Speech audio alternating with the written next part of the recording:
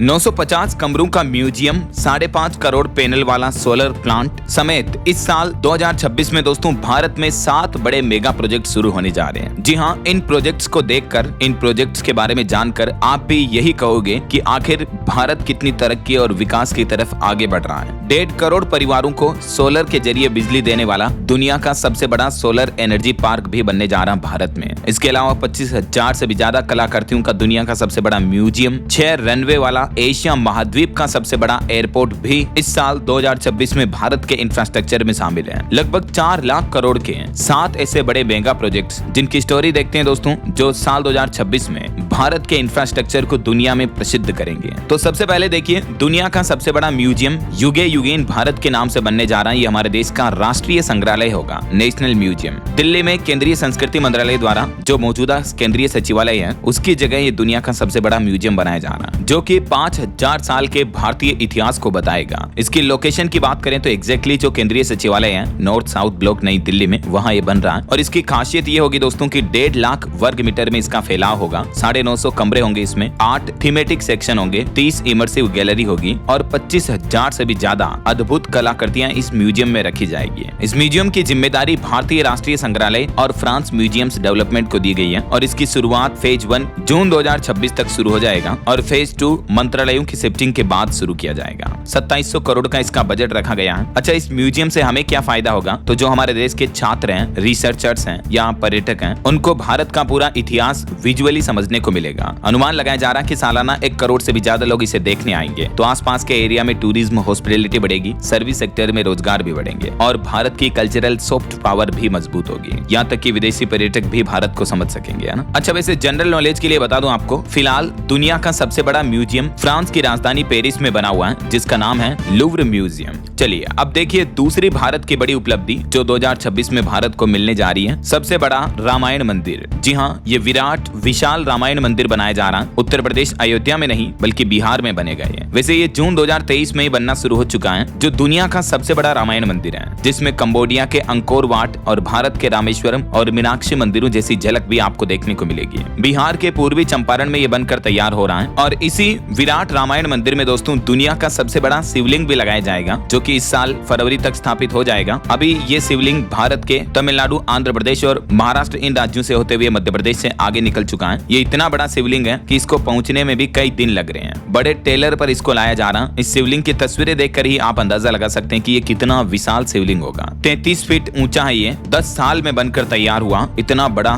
भव्य शिवलिंग है ये। इसका वजन 2,10,000 किलोग्राम है। तो इसी विशाल विराट रामायण मंदिर में ये दुनिया का सबसे ऊंचा, सबसे बड़ा शिवलिंग भी लगाया जाएगा। अब देखिए, इस मंदिर की खास बात ये होगी कि ये लगभग 4.25 लाख वर्ग मीटर फैलाव में बना है। इतना बड़ा लंबा चौड़ा मंदिर होगा। इसमें 12 ऊंचे शिखर होंगे, 270 फीट ऊंचा होगा ये, 1080 फीट लंबा होगा और 540 फीट चौड़ा होगा। यहाँ टोटल 22 मंदिर होंगे, 20,000 लोग एक साथ बैठकर पूजा कर सकेंगे। इस मंदिर की जिम्मेदारी महावीर मंदिर ट्रस्ट पटना को दी गई है और इसकी शुरुआत इस साल 2026 के आखिरी महीनों तक हो जाएगी। 500 करोड़ का इस मंदिर का बजट है। अब इससे हमें क्या फायदा होगा? बिहार में पर्यटन, टूरिज्म वगैरह बढ़ेंगे, जिससे होटल, दुकान, टैक्सी जैसे स्थानीय रोजगार पैदा होंगे। रामायण की विरासत को बढ़ावा मिलेगा। ये मंदिर अयोध्या जनकपुर रामायण सर्किट का हिस्सा बनेगा। सांस्कृतिक जागरूकता बढ़ेगी, है ना, क्योंकि भारत नेपाल को आध्यात्मिक और सांस्कृतिक रूप से जोड़ने के लिए ये अयोध्या जनकपुर रामायण सर्किट बन रहा है और ये मंदिर भी इसी सर्किट का हिस्सा होगा। चलिए, भारत के इंफ्रास्ट्रक्चर डेवलपमेंट पर तीसरी सबसे बड़ी उपलब्धि होने जा रही। देखिए आप, एशिया महाद्वीप का सबसे बड़ा एयरपोर्ट बनने जा रहा, Noida international airport. Delhi, NCR और उत्तर प्रदेश में बेहतर एयर कनेक्टिविटी के लिए ये नोएडा इंटरनेशनल एयरपोर्ट बन रहा है। इसकी एग्जैक्ट लोकेशन होगी जेवर, गौतम बुद्ध नगर, यूपी में और इसकी खासियत ये होगी, ये 1334 हेक्टेयर में फैला हुआ होगा। 6 रनवे होंगे इस पर, यानी 6 विमान एक साथ उतर सकते हैं, टेक ऑफ कर सकते हैं। 5 लाख एयर ट्रैफिक मूवमेंट होगा सालाना। 1 लाख वर्ग मीटर का टर्मिनल स्पेस होगा इसका और 22 करोड़ से भी ज्यादा यात्री सालाना इस एयरपोर्ट के जरिए ट्रेवल करेंगे। इसकी जिम्मेदारी इन कंपनियों को दी गई है और इसके उद्घाटन की बात करें तो साल 2026 की शुरुआत में इस एयरपोर्ट के फेज 1 का उद्घाटन हो जाएगा और और बाकी के इसके टोटल 3 फेज होंगे जो 2050 तक बनकर कंप्लीट होंगे। इसका बजट लगभग 29,500 करोड़ से भी ज्यादा रखा गया है। इस विशाल एयरपोर्ट से हमें क्या फायदा होगा? तो जो दिल्ली का अभी हमारे देश में सबसे बड़ा इंटरनेशनल एयरपोर्ट है IGI Indira Gandhi international airport, उसकी भीड़ कम होगी। नोएडा इंटरनेशनल एयरपोर्ट के जरिए इंफ्रास्ट्रक्चर और रियल एस्टेट को बढ़ावा मिलेगा। दुनिया से भारत की कनेक्टिविटी और भी बढ़ेगी, है ना। वैसे एरिया के हिसाब से अभी दुनिया का सबसे बड़ा एयरपोर्ट सऊदी अरब के दम्माम में बना किंग फहद इंटरनेशनल एयरपोर्ट है जो 776 वर्ग किलोमीटर में फैला हुआ है। चलिए भारत की अगली बड़ी उपलब्धि देखिए दोस्तों, दुनिया का सबसे बड़ा solar power plant Khavda renewable energy park Gujarat के कच्छ में बनने जा रहा है। पाकिस्तान बॉर्डर से सटे कच्छ के इलाके में पेरिस से भी 5 गुना बड़ी जगह पर अडानी ग्रुप ये रिन्यूएबल एनर्जी पार्क डेवलप कर रहा है जो स्पेस से भी दिखाई देगा, सैटेलाइट से भी नजर आएगा। इतना बड़ा और इतना विशाल होगा ये। एग्जैक्ट लोकेशन खावड़ा कच्छ गुजरात में ये बनकर तैयार हो रहा है और इसकी खास बात ये होगी कि ये 538 वर्ग किलोमीटर में फैला होगा। जी हाँ, अंदाजा लगाइए जरा आप कितना लंबा चौड़ा और विशाल होगा ये सोलर पार्क। यहाँ 30 गीगावाट बिजली उत्पादन की जाएगी, 1117 विंड टरबाइन भी लगाए जाएंगे, 5.5 करोड़ से भी ज्यादा सोलर मॉड्यूल लगेंगे, इतनी सोलर प्लेट्स लगेगी और इनकी साफ सफाई के लिए ऑटोमेटिक रोबोटिक क्लीनिंग सिस्टम भी लगाया जाएगा। AI बेस्ड मॉनिटरिंग की जाएगी और इस बड़े इंफ्रास्ट्रक्चर प्रोजेक्ट के लिए जिम्मेदार है Adani green energy limited company. इसकी शुरुआत साल 2026 में पहले फेज की होने जा रही है। 2030 तक पूरा प्लांट चालू हो जाएगा। इसका बजट तकरीबन 1.5 लाख करोड़ रुपए का है। अब समझिए इससे हमें फायदा क्या होगा। कोयला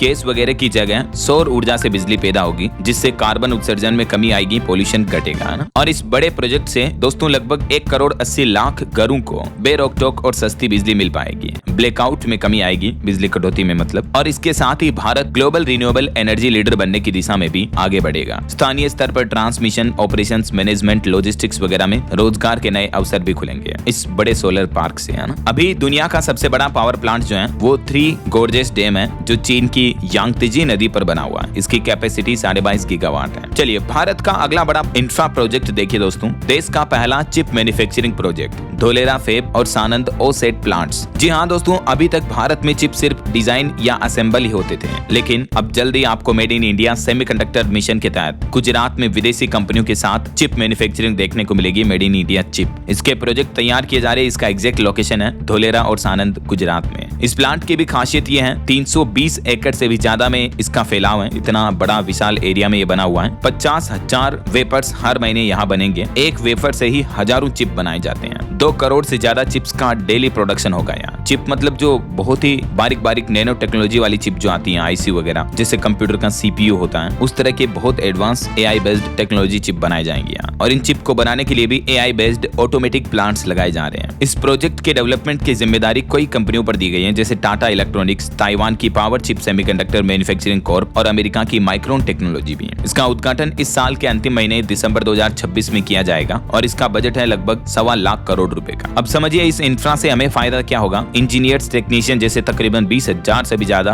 डायरेक्ट जॉब्स पैदा होंगे और इस पूरे इंफ्रास्ट्रक्चर प्लांट से, इसकी पूरी सप्लाई चेन से इनडायरेक्टली भी लाखों जॉब्स के मौके मिलेंगे। तो हमारे देश में बेरोजगारी कम होगी, युवाओं को सेमीकंडक्टर फील्ड में ट्रेनिंग दी जाएगी, चीन, ताइवान से इंपोर्ट डिपेंडेंसी कम होगी, स्मार्टफोन, इलेक्ट्रिक व्हीकल्स, कंप्यूटर्स जैसे प्रोडक्ट्स भी सस्ते होंगे, भारत की GDP को बढ़ावा मिलेगा, खास करके ऑटोमोटिव और टेक सेक्टर में। और डिफेंस में इस्तेमाल होने वाली चिप्स भी भारत में ही बनेगी, जिससे सिक्रेसी का, प्राइवेसी का खतरा भी कम होगा। वहीं इस सेमीकंडक्टर प्लांट के बाद एप्पल, टेस्ला जैसी बड़ी टेक कंपनियां भी भारत में अपने प्रोडक्शन बढ़ाएगी, है ना। अभी दुनिया की 90% एडवांस चिप्स और 60% semiconductor Taiwan semiconductor manufacturing company ही बनाती है। मतलब देखिए मोनोपोली देखिए, पूरी दुनिया के 90-60% मार्केट पर कब्जा किया हुआ है TSMC कंपनी ने। चलिए भारत की अगली बड़ी उपलब्धि होने जा रही, देखिए देश का सबसे बड़ा मालवाहक गलियारा, western eastern dedicated freight corridor. जी हाँ, ये एक बड़ा रेलवे इंफ्रा प्रोजेक्ट है दोस्तों। 9 राज्यों से गुजरने वाले ईस्टर्न और वेस्टर्न फ्रेट कॉरिडोर भारतीय रेल नेटवर्क में माल ढुलाई को अलग करने के लिए बनाए गए हैं, ताकि जो हमारी सवारी पैसेंजर ट्रेन होती हैं और मालगाड़ियां होती हैं, इन दोनों का कॉन्फ्लिक्ट ना हो, मालगाड़ियां तेज स्पीड में कम लागत में चल पाए। इसकी लोकेशन क्या होगी? पंजाब के लुधियाना से लेकर पश्चिम बंगाल के दनकुनी तक ये ईस्टर्न कॉरिडोर बनेगा।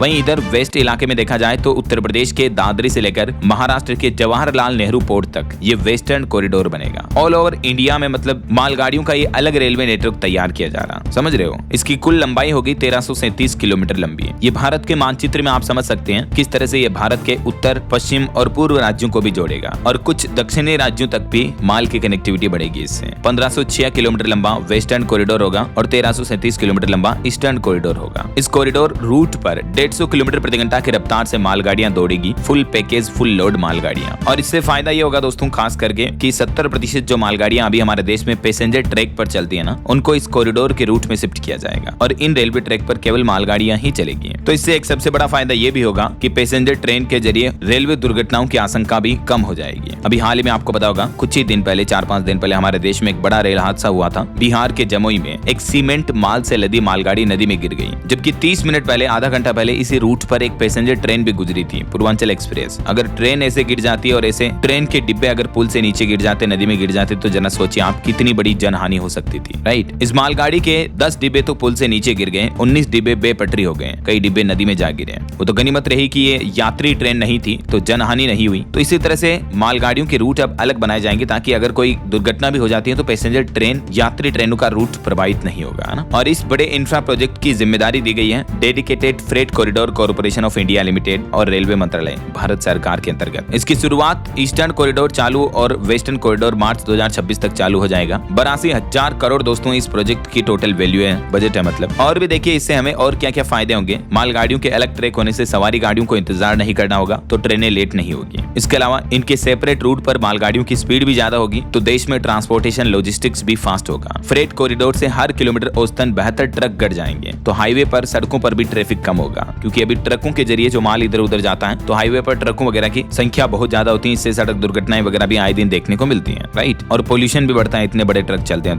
तो मालगाड़ियां चलेगी तो ट्रक कम हो जाएंगे। इससे भी हमारे देश को direct indirect all over 17,000 crore का मुनाफा होगा हर साल। वहीं सालाना 24,000 करोड़ रुपए का एक्स्ट्रा लॉजिस्टिक्स खर्च भी बचेगा। इससे प्रोडक्ट या कच्चा माल कम खर्च में एक जगह से दूसरी जगह पहुंचेगा, जिससे उनकी कीमतें कम होगी। तो ऑल ओवर कहने का मतलब देश में इस बड़े प्रोजेक्ट से महंगाई भी गिरेगी, समझ रहे हो, महंगाई कम होगी। कंपनियों को भी सस्ते रेट में लॉजिस्टिक्स का फायदा मिल पाएगा कच्चे माल वगैरह में। तो ये बड़ा इंफ्रा भी आपको देखने को मिलेगा। अभी भारतीय रेलवे 3 नए डेडिकेटेड फ्रेट कॉरिडोर बनाने वाली है, ईस्टर्न कोस्टल, ईस्ट वेस्ट और नॉर्थ साउथ कॉरिडोर भी। और इस प्रोजेक्ट का बजट भी लगभग 1.5 लाख करोड़ रुपए है। चलिए अब देखिए भारत का अगला बड़ा इंफ्रा प्लानिंग, देश का सबसे बड़ा तीर्थ यात्रा प्रोजेक्ट, 4 धाम हाईवे प्रोजेक्ट। जी हाँ, खास करके टूरिज्म को बढ़ावा देने के लिए और तीर्थ यात्रियों की सुविधा के लिए ये सरकार का सबसे बड़ा प्रोजेक्ट है। जो उत्तराखंड के चारों पवित्र धाम है ना, यमुनोत्री, गंगोत्री, केदारनाथ और बद्रीनाथ, तो इन चारों को आपस में जोड़ने के लिए ये एक स्पेशल सड़क बनाई जा रही है, जो 4 अलग अलग रूट होंगे और 53 पैकेज में बनाई जा रही है। क्योंकि पहाड़ी इलाकों में अभी तक भी इतनी हाई क्वालिटी सड़कें नहीं है, तो ये अब एडवांस सड़कें और रोड बनाए जा रहे हैं। यहाँ पूरे डबल रोड होंगे, दुर्घटनाएं कम होगी। लोकेशन इसकी उत्तराखंड है। खासियत होगी दोस्तों 900 किलोमीटर लंबी लगभग डबल लेन सड़कें बन रही है इस प्रोजेक्ट के तहत। 12 बाईपास रोड होंगे और इस तीर्थ यात्रा हाईवे प्रोजेक्ट में लगभग 101 छोटे बड़े ब्रिज भी बनाए जाएंगे, 15 बड़े फ्लाईओवर होंगे, 2 टनल होगी और 3596 छोटे छोटे पुलिया भी बनेंगे जहाँ झरने या छोटी झील नदियां बहती हैं। तो अब इसकी खासियत देखिए, भूस्खलन से भी बचते हुए हर मौसम में ये सड़क चालू रहेगी, वरना अक्सर आपको पता होगा बारिश के मौसम में उत्तराखंड में भूस्खलन हो जाता है और रास्ते बंद हो जाते हैं, राइट। लेकिन अब ये दिक्कत नहीं होगी। इस बड़े प्रोजेक्ट के लिए जिम्मेदार कौन कौन सी कंपनियां होंगी देख सकते हैं आप, और इसका उद्घाटन इस साल 2026 के आखिरी तक होने का प्लान है। इस प्रोजेक्ट में टोटल 12,000 करोड़ का बजट है और इससे फायदा क्या होगा, जाहिर सी बात है करोड़ों तीर्थ यात्री हर मौसम में आसानी से 4 धाम यात्रा कर पाएंगे, सफर में समय कम लगेगा, दुर्घटनाएं कम होगी और ये रोड भारत चीन सीमा को देहरादून और मेरठ आर्मी कैंप से भी जोड़ती है। तो इससे हमारे देश की जो इंडियन आर्मी है, सेना के जवानों की सेना की टुकड़ियां हैं, वो हथियार, साजो सामान रसद सीमा पर तेजी से भेज सकेंगे। ऑल ओवर देश की नेशनल सिक्योरिटी भी बढ़ेगी इससे, समझ रहे हो। वहीं उत्तराखंड के दूर दराज इलाकों में बेहतर कनेक्टिविटी की वजह से उत्तराखंड राज्य के लोगों के लिए स्वास्थ्य, शिक्षा, व्यापार सुविधाएं भी बढ़ेगी। नए इंफ्रास्ट्रक्चर बनेंगे तो रोजगार के भी नए मौके मिलेंगे। केंद्र सरकार की प्रसाद योजना 2.0 के तहत देश के लगभग 25 राज्यों के 41 धार्मिक स्थलों को भी डेवलप किया जा रहा, जिसमें 1700 करोड़ रुपए से भी ज्यादा का निवेश किया जा रहा है। तो ये दोस्तों हमारे देश के आने वाले इस साल 2026 में 7 बड़े मेगा प्रोजेक्ट्स की कहानी रही, पूरी स्टोरी रही। मैंने आपको इन डेप्थ और डिटेल एनालिसिस में समझाने की कोशिश की, उम्मीद आपको जरूर समझ में भी आया होगा। और हाँ, credit goes to Bhaskar for the infographics used in this video. बाकी आपके हिसाब से सबसे अच्छा प्रोजेक्ट कौन सा लगा दोस्तों, आपकी राय विचार कमेंट करके बताइएगा जरूर। और आप कौन से राज्य में रहते हैं, आपके राज्य और जिले का नाम भी कमेंट में लिखिएगा। साथ ही इस वीडियो को लाइक और शेयर करना, DLS न्यूज चैनल को सब्सक्राइब करके बेल आइकन जरूर दबा देना। रोजाना ऐसी इंफॉर्मेटिव जानकारियां, महत्वपूर्ण समाचार समाचार देखते रहने के लिए। ओके, ख्याल रखिएगा अपने आप का, अपने परिवार का। मिलेंगे अगले नेक्स्ट अपडेट में, तब तक के लिए जय हिंद, जय भारत, वंदे मातरम।